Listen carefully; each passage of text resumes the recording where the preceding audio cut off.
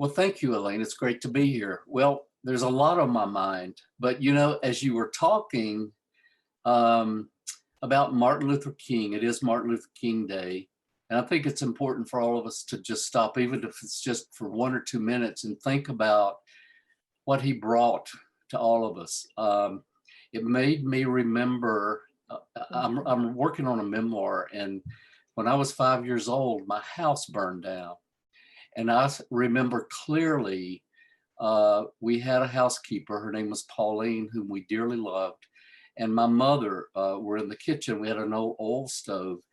And I was playing in my sandbox, and I heard these howls of terror and jumped up and ran inside. And our kitchen was on fire. An oil stove had exploded, an old timey oil stove had exploded, and they were trying to put the fire out. And then later I remember Pauline hiding in a ditch. And Oh my I'm goodness. little 5-year-old, I was looking down at her. I'd never seen an adult hiding like that. And I asked her why she was doing that. And she said, I'm afraid they're going to blame me for the fire, which they did. And, you know, I have this theory about, you and I talked a little bit before the show, but it's kind of percolated a little bit. There's something that scientists now are talking about called perspective expanders. And sometimes when we have an experience, it changes our experience and our perception. And there was something about that situation that touched my heart forever. And it's been with me for the rest of my life. And so when I hear Dr. Martin Luther King or John Lewis talk about what is it, a Good good tr good trouble. a good trouble. I Good love trouble. Yeah, that good trouble. phrase. I love that We too. need more of that in this country. Yes. Harvey Yeah. Milk brought it for gay, lesbian, and LGBTQ community, and we need it for the Asian community. We need it for everybody until everybody is free.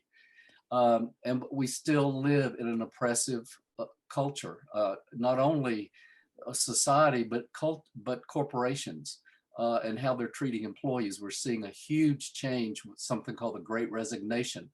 And employees are saying, you're not going to treat me this way anymore. I have power, I have choices.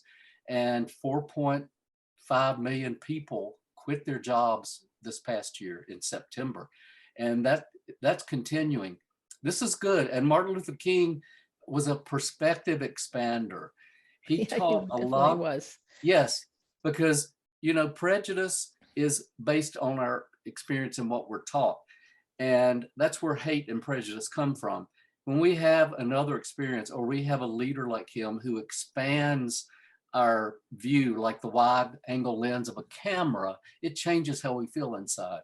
So it's a day to celebrate all the perspective expanders, and everybody listening can be a perspective expander by shifting your point of view if you're prejudiced or if you stereotype or you hate. And that can include women, it can include gender, race, all kinds of things. So I'm thinking about all of us being perspective expanders today. Well, it's so